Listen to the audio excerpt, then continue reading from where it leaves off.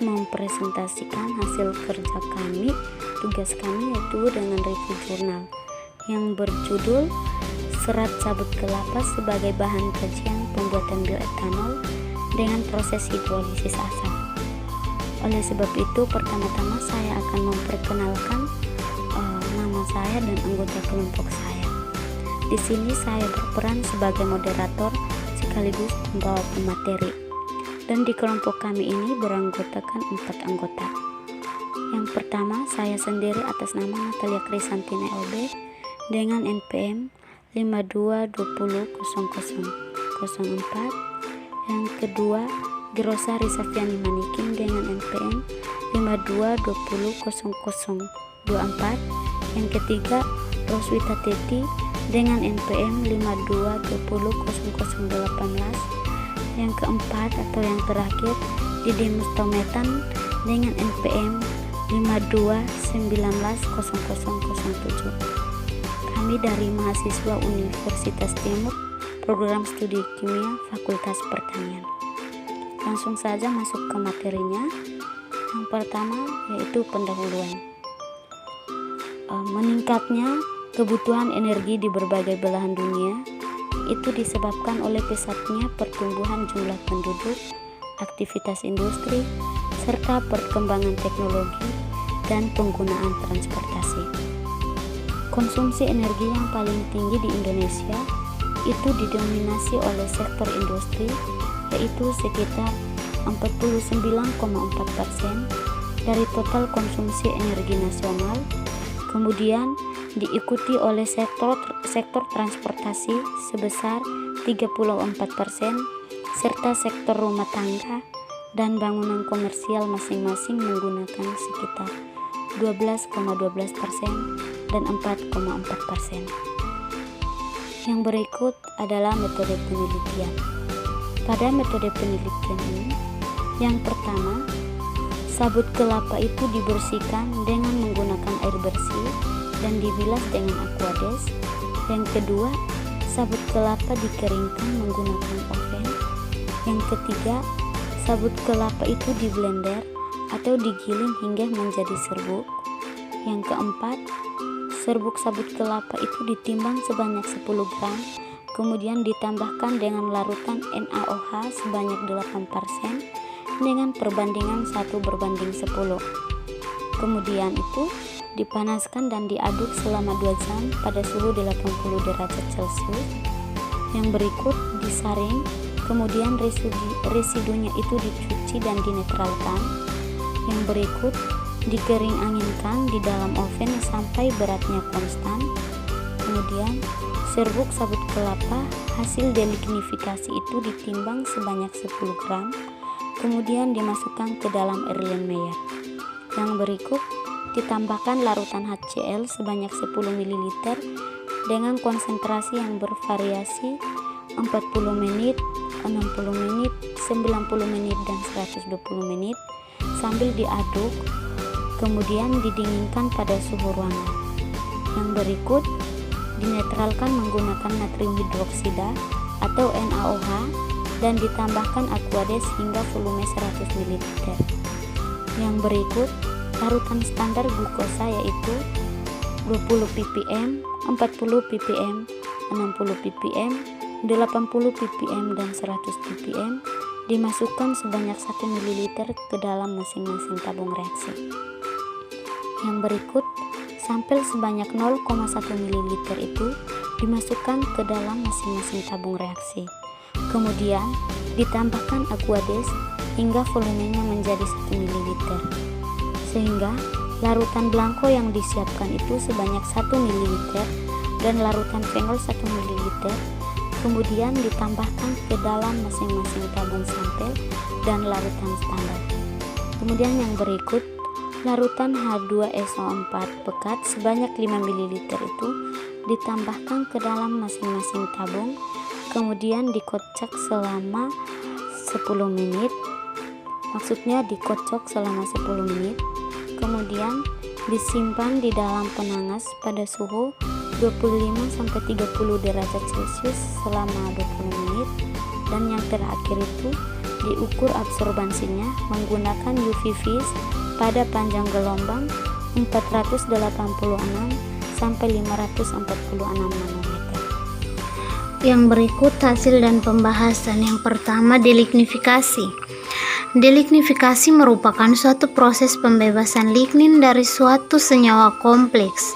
Selain mengandung selulosa, sabut kelapa juga mengandung hemiselulosa, yang dimana hemiselulosa itu berfungsi sebagai perekat antar selulosa yang menunjang kekuatan fisik dari serat sabut kelapa. Dan lignin pula berperan untuk merekatkan serat selulosa dan hemiselulosa sehingga menjadi sangat kuat. Kemudian selama proses delignifikasi terjadi perubahan warna dan sesudah proses. Perubahan warna itu menunjukkan bahwa lignin akan terlepas, sedangkan beratnya juga mengalami penurunan. Dari 260 gram tersebut, kelapa yang digunakan untuk delignifikasi hanya didapatkan 240 gram. Dan penurunan berat sampel mengindikasikan bahwa perlakuan menggunakan NaOH dapat menghilangkan setengah dari berat sampel. Yang berikut, pengaruh waktu terhadap proses hidrolisis. Variasi waktu yang digunakan dalam proses ini adalah 40, 60, 90, dan 120 menit. Kecenderungan hasil gula yang diperoleh dari proses hidrolisis dengan memvariasikan waktu untuk setiap konsentrasi HCl yang divariasikan terlihat pada gambar 1. Berdasarkan gambar 1 itu menunjukkan bahwa waktu yang dibutuhkan untuk mendapatkan hasil gula terbaik pada proses hidrolisis menggunakan katalis HCl dengan variasi konsentrasi pada waktu hidrolisis 90 menit.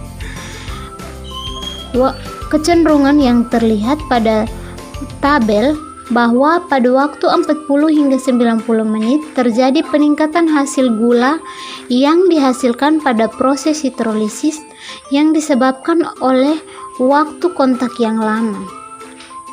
Waktu kontak yang lama menyebabkan kontak antara asam dengan sabut kelapa semakin besar sehingga selulosa dan hemiselulosa lebih mudah terdegradasi menjadi glukosa dan senyawa gula lainnya, sehingga reaksi hidrolisa berjalan dengan sempurna. Namun setelah waktu 90 menit, hasil gula cenderung turun. Hal ini disebabkan pada waktu 90 menit dihasilkan gula yang optimum, namun setelah itu gula yang terbentuk akan terdekomposisi kembali menjadi senyawa-senyawa yang lain seperti 5-hidroksimetilfurfuran dan bereaksi lebih lanjut membentuk asam formiat, sedangkan lignin yang masih belum terdelignifikasi akan terdegradasi dan membentuk senyawa-senyawa fenol. Berdasarkan gambar 1 didapatkan bahwa perolehan hasil glukosa tertinggi pada waktu 90 menit sebesar 1,44%,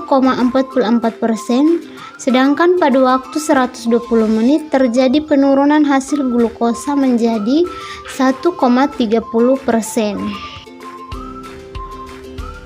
Perbedaan perolehan kadar hasil glukosa pada perbedaan variasi waktu ini menunjukkan bahwa semakin lama waktu hidrolisis dan semakin lama waktu kontak yang terjadi antara asam dan sabut kelapa tidak sepenuhnya meningkatkan hasil hidrolisis sabut kelapa.